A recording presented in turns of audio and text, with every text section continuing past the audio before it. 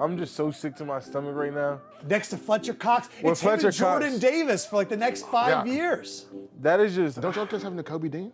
Oh, yeah, Nicole. We're just N'Kobe Georgia North. Defense is then, crazy right now. And then the value Come of on. it. They Hargrave, who just got $85 million. And we- now you're come gonna on, pay man. someone for 20. You know the value. I'm just so shocked. 8 teams let Jalen Carter fall to 9 for this. Come on, man. Come on, bro.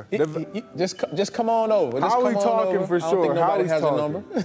The value of that pick is crazy. You let Javon Hargrave, a 10-plex sack, D tackle. So I asked y'all who had the best day one of the draft, and most people agreed that the Eagles had a crazy day one. Then it continued as they proceeded to have a great day 2, a nice day 3. They had a phenomenal weekend. They got damn near the entire Georgia starting defense, traded for DeAndre Swift on day 3, and he played for Georgia too.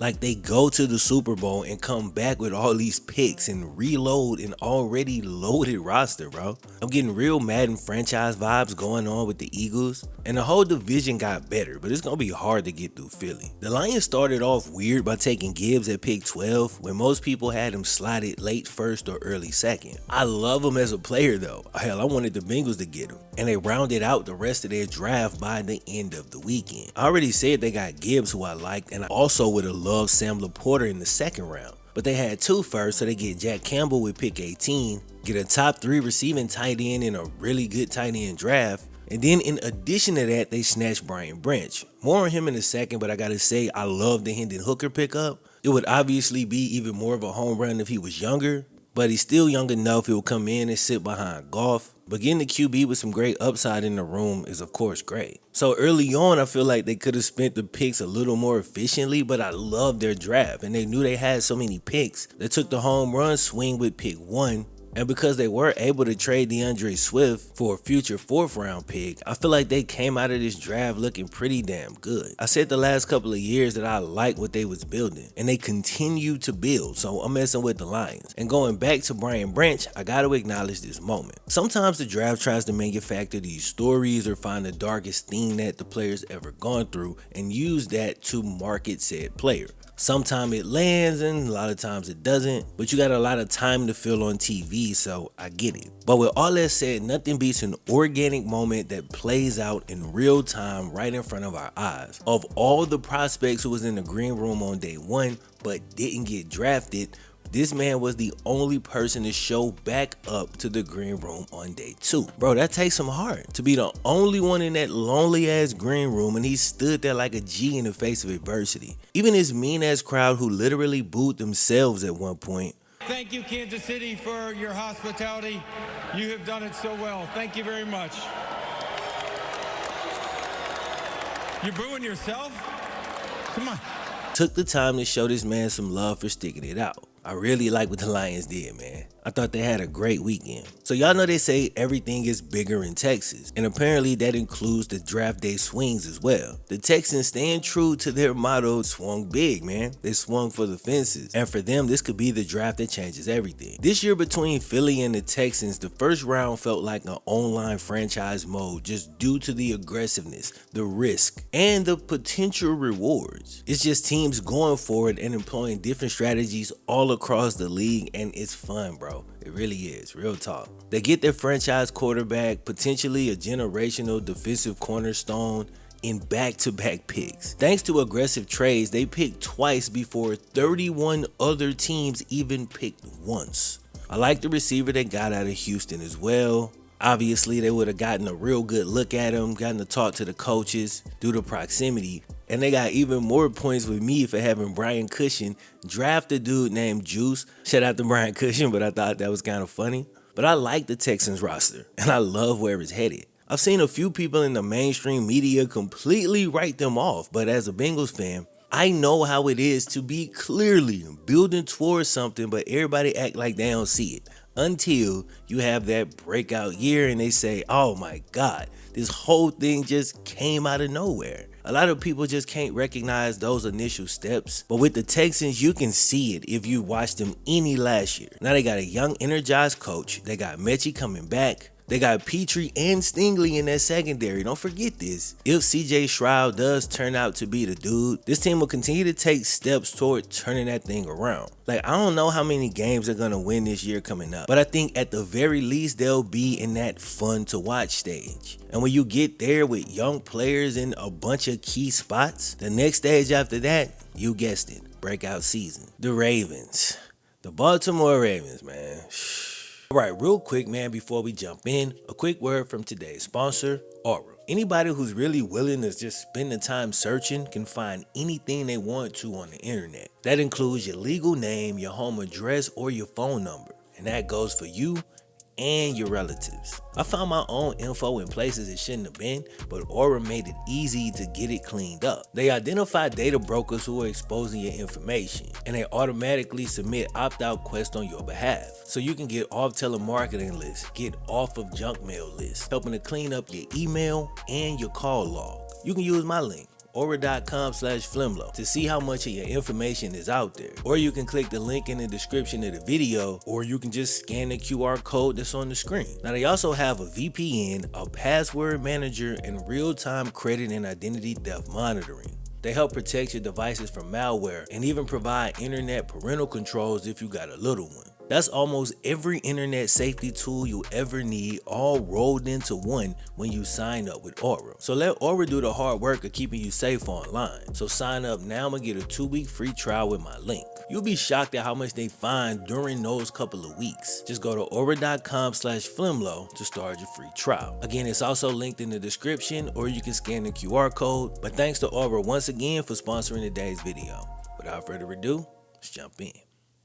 The Ravens really, and I say this as a diehard Bengals fan, Ravens did a hell of a job turning their offseason around. Bro, Lamar was out the door, out my division forever. I thought I'd finally be able to root for him with my whole damn heart. Because right now I root for him to do just well enough for the Ravens to lose, but Lamar is my dude. It's not personal. With that said, man, it's a lot of mental gymnastics that goes into that. But like a real gymnast, man, it's tough on the joints. You know what I'm saying? So the Ravens start the weekend by signing Lamar back on the day of the draft. No, they actually started before that. When they got Odell, I said, oh, here we go. Because I didn't think he would sign over there unless Lamar was coming back. A week passes, and sure enough, Lamar is back in Baltimore with a new contract, and I'm happy for him, but I wish somebody in the NFC would have paid him. But at that point, he had a new contract and a new receiver, and even at Odell's age and coming off the injuries, he's still the best receiver Lamar Jackson has ever had. And maybe you think that's debatable, but my next take is not. So we start hearing the talk about DeAndre Hopkins, and I'm like, oh no, Odell, D-Hop, and Bateman?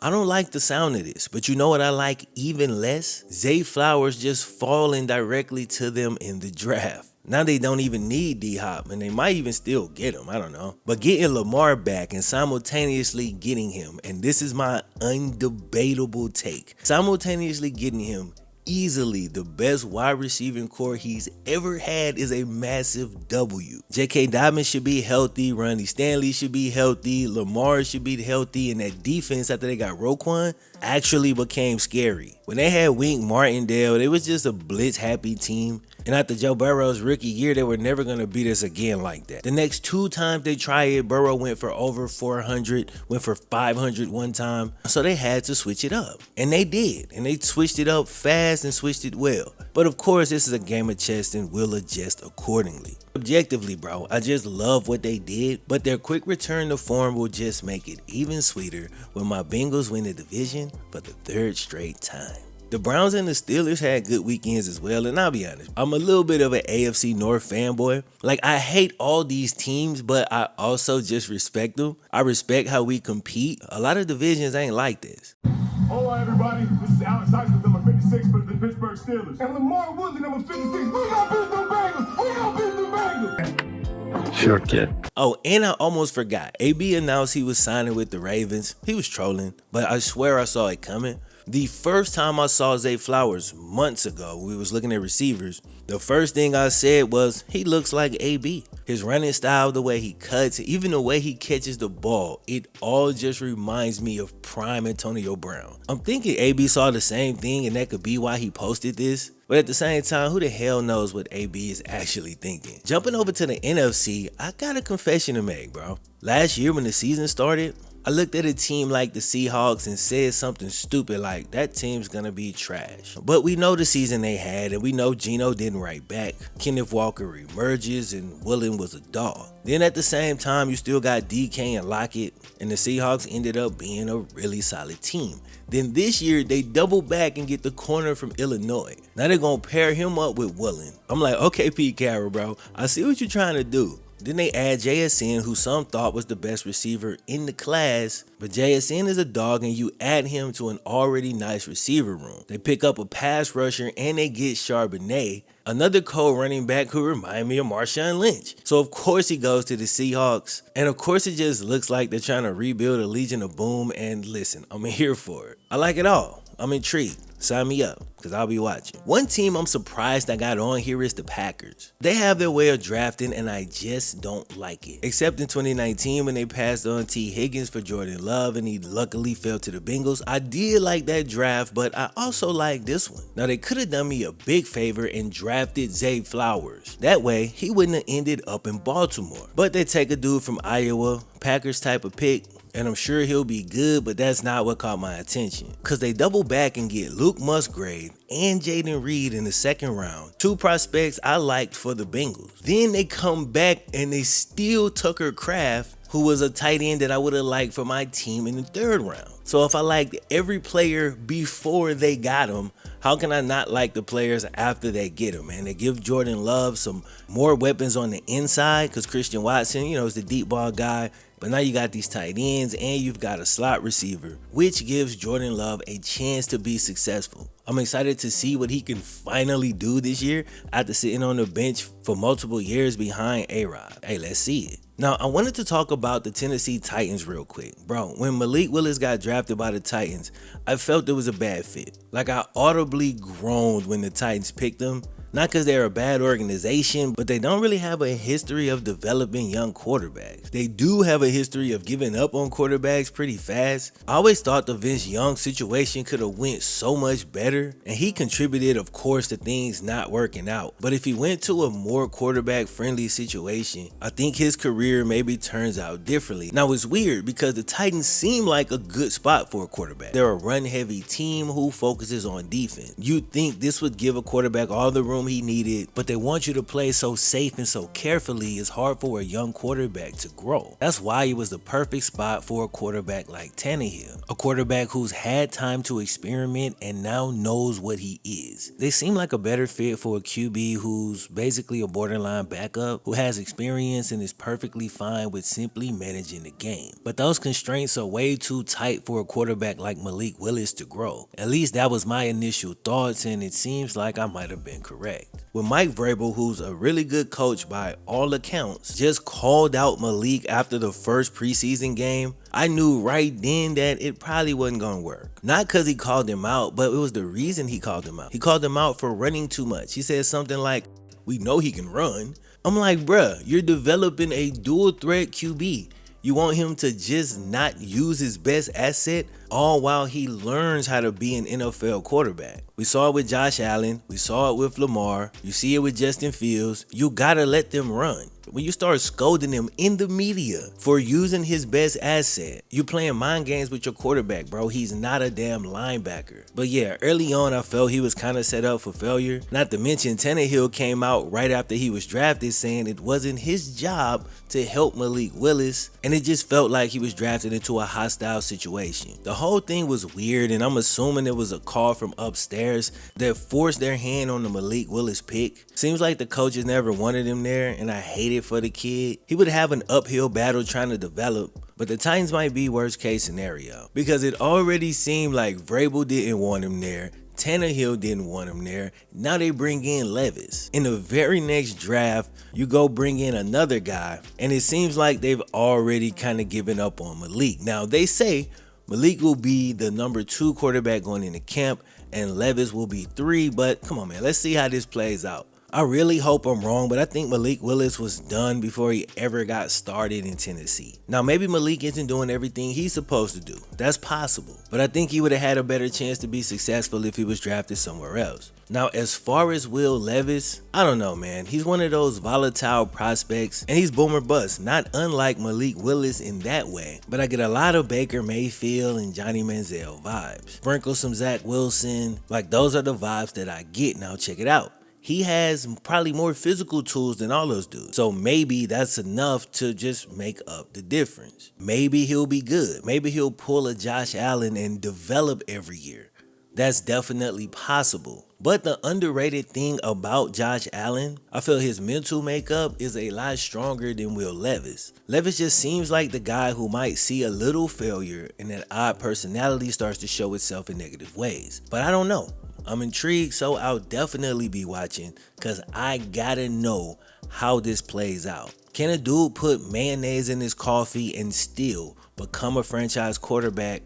I'm not so sure. But whoever floated the rumors of dude going number 1 overall set up yet another all-time classic draft moment. You know, the league gotta secretly love when quarterbacks fall. The drama that it builds just makes for great TV. As Will falls, man, I'm watching him. Doesn't really pass the body language test. And for the quarterbacks, I never like when they don't show up the next day. With Levis, it hit me even harder just because of all the rumors from teams that he came across as entitled and ungrateful. That's the word that was coming out, that he rubbed a lot of teams the wrong way. But there's still plenty of teams who feel they could mold that into a winner. And when I say a winner, I mean just a winner for their team, not saying that he wasn't like a winner in college or whatever, because I don't even know. But as far as Will Levis, man, if you can play, you can play. And I guess we'll find out. But he'll need to be developed. Something tells me since he's the second quarterback they took in 2 years, that they'll be really patient with him the way they weren't with Malik Willis. I think it was Colin Cowherd who said he was told the Colts passed on Levis at pick 4 and went with Anthony Richardson instead because they both needed work,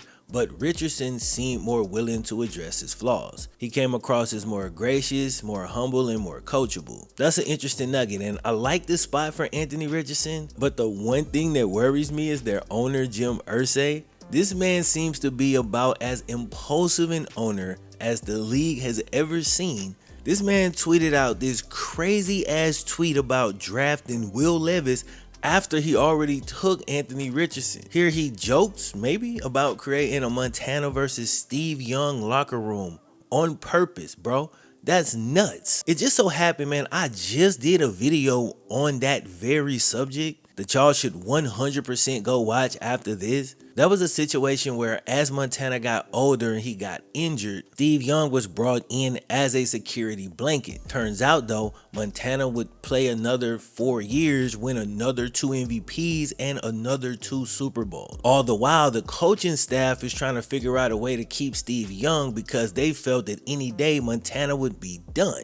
It made for a toxic quarterback room, though I'm sure it helped in some ways, like them competing and pushing each other, but that's not the type of environment you want to create on purpose for a rookie quarterback who you said yourself needs to develop. Fortunately, that didn't happen. I mean, the spectacle would have been crazy, but instead Levis goes and creates that same situation in Tennessee. Okay, the last team I'm gonna talk about in this one is my Bengals, man. And here's what I'm gonna say. Everybody wants best player available. Everybody wants BPA. Until BPA is not your favorite player who's available at that time, now you're pissed off. We was in the AFC Championship game, so we picked 28th. When you're there, it just depends on how the board falls. So I was open to a bunch of different possibilities at 28, including Michael Mayer from Notre Dame, who was available. But the Bengals don't value him the same way I did, so they went BPA according to their boards. So they drafted Myles Murphy, who I was completely unfamiliar with, but by the time the draft was over, I couldn't say I didn't like this draft. Now, at the same time, I can't say that I love this draft class, although I can see the potential for this to be an A+ class. Reason being is because, in my novice opinion, to me, Myles Murphy is a bit of a projection, and we're hoping he'll be what he was 2 years ago at Clemson, before Brent Venables left, but we'll have to wait and see how he develops and how he looks on the next level. The thing I like about the pick is that some people saw him as a top 10 talent, but he slid, and that's exactly the type of pick you want at 28. I think he's got a pretty high floor due to his ability to stop the run, and that's going to come in real handy in the AFC North. But obviously the upside is, can he get after the passer? And when I think about the last 2 years in the AFC Championship game, outside of offensive line, which was only a problem last year due to injury, when playing against Mahomes, bro, pass rush was a problem. 2 years ago when we played him and beat him in the AFC Championship game, Trey Hendrickson and Sam Hubbard was dog-ass tired. Now they some beasts, so they grinded and they still got the job done. But adding to your edge rush rotation is always a good thing. Hell, last year Trey Hendrickson was like 75%, and even with Mahomes' injury, we couldn't get him off his spot. So adding Myles Murphy early on as a rotational piece with upside to become a star, bro, that's a damn good pick. My dream corner was Emmanuel Forbes because he fits what the Bengals like, but he also brings that ball hawk ability, which we don't always get at the corner position. A lot of times with these man corners, they're not really interception machines, and that's typically the route that the Bengals decide to go. Well, Forbes went in the first round, bro, I think in the top 10. So getting DJ Turner at the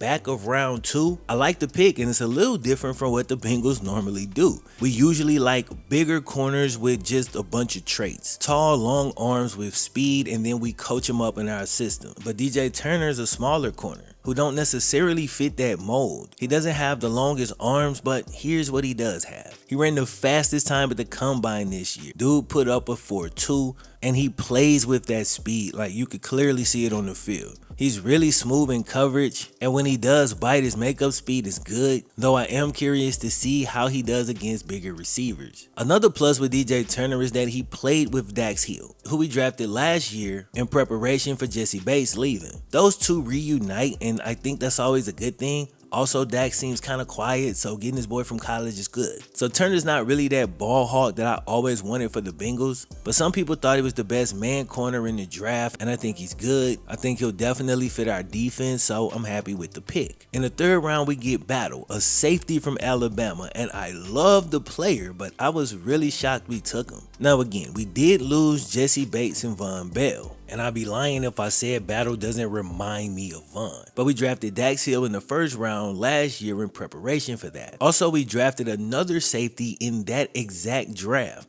and we signed a potential starter in free agency this year. So I thought we were set at safety, but it seems like a situation where Battle was just so high on the Bengals draft board and he fell, and they stuck to their board and took BPA. For those of y'all who don't know, our defensive coordinator, Lou Anarumo, they called him the mad scientist, and this dude is a beast. He's really good with using 3 and 4 safeties. They're great at coaching guys up and finding roles that best suit them. And our defense has a lot of like interchangeable pieces who can do a little bit of pretty much everything. So with Battle just being the player that he is coming into the locker room is definitely a big positive. The only negative about this thing is that this was pretty much the last opportunity we were going to have to get a tight end that I wanted. And spoiler alert, we end up not getting a tight end at all, but I'll talk about that in a second. Now, our next 2 picks in rounds 4 and 5 were my favorite picks, and it's no coincidence that they play on offense. Now, believe me, bro, I know the importance of defense, but I can look at both of these players and see exactly how they fit.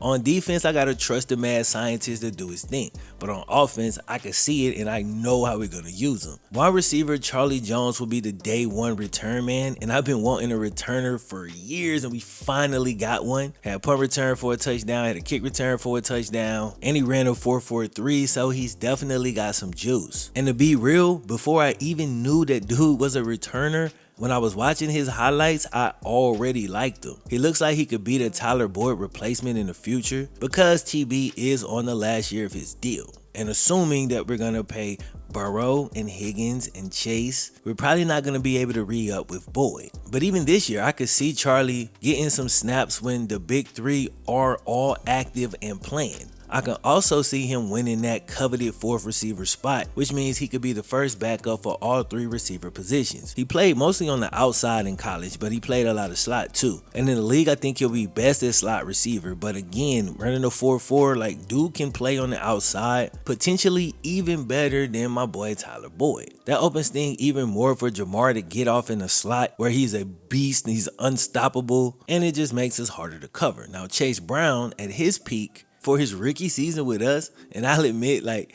this is kind of like a dream scenario for me, so I'm definitely projecting, but he was a solid pass protector in college. Now, it doesn't always translate, but that's long been the key issue with one Joe Mixon. It's why at times, even though P. Ryan's not as talented as Mixon, our offense would run smoother when P. Ryan was in the game. If Chase Brown can eventually work himself into that P. Ryan role, where he's out there on 3rd down because the blocking does translate, it'll add a whole nother dimension to that part of our offense because he's way more explosive than P. Ryan ever was. With 4.4 speed, dude's a dangerous check down man and a great target on wheel routes, which he did a lot of that in college. On top of all of that, dude can flat out tote the ball. He's a damn good runner with good balance and good speed. I honestly believe he's got starter potential in the future, but we'll see. I'll temper my expectations for now, but I like him a lot. After that, we got a punter and he'll start, so that's good. I'm hearing a lot about his hang time and his directional punt ability.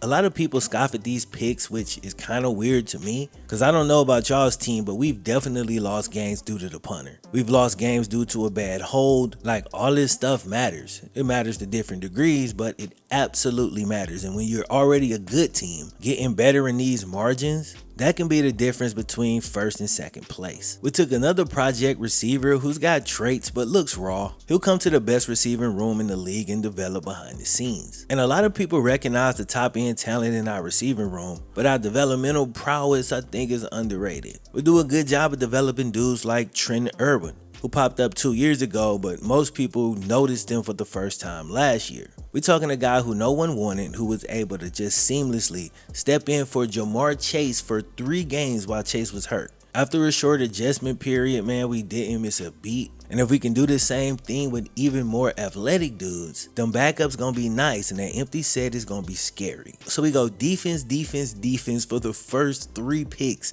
And you know what's crazy? We did the same thing last year. I'm assuming we about to just spend all the damn money on offense, so of course you gotta get younger and cheaper on defense. So overall I'm happy, but I did want a complete tight end for the future, somebody who could grow with the core. But we keep getting dudes paid after 1-year rental deals, and maybe Irv Smith is the next on that list. First it was Uzomah, then it was Hayden Hurst, and now Irv Smith is gonna step into the money spot. And who knows, man, maybe Irv Smith has a breakout season, maybe he defies the odds and stays healthy and ends up staying with the team. But if not, man, I still really want that cornerstone tight end who can block, run routes, and catch in traffic, make contested catches, and win one-on-one matchup. You know, a complete tight end that can do everything. There's not a ton of them in the league, but they definitely do exist. This year, I thought Michael Mayer might have been that guy for us, and Kincaid's a better receiver, and I figured he would go before us. But Michael Mayer felt like a fit, but the Bengals didn't value him as highly, so we'll see how that pans out and if that ends up being a problem or not.